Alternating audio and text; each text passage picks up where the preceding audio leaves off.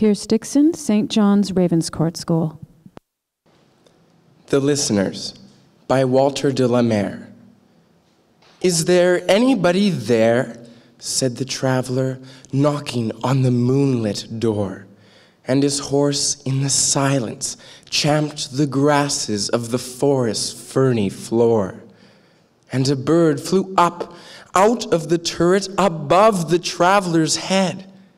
And he smote upon the door again, a second time. "Is there anybody there?" he said. But no one descended to the traveler.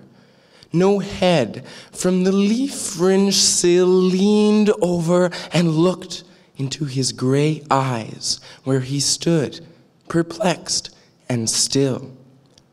But only a host of phantom listeners that dwelt in the lone house then stood listening in the quiet of the moonlight to that voice from the world of men, stood thronging the faint moonbeams on the dark stair that goes down to the empty hall, hearkening in an air stirred and shaken by the lonely traveler's call.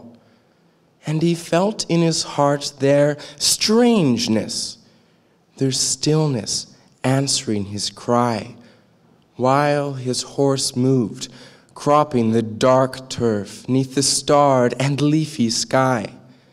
For he suddenly smote on the door, even louder, and lifted his head. "Tell them I came, and no one answered, that I kept my word," he said. Never the least stir made the listeners, though every word he spake fell echoing through the shadowiness of the still house from the one man left awake. Aye, they heard his foot upon the stirrup, and the sound of iron on stone, and how the silence surged softly backward when the plunging hoofs were gone.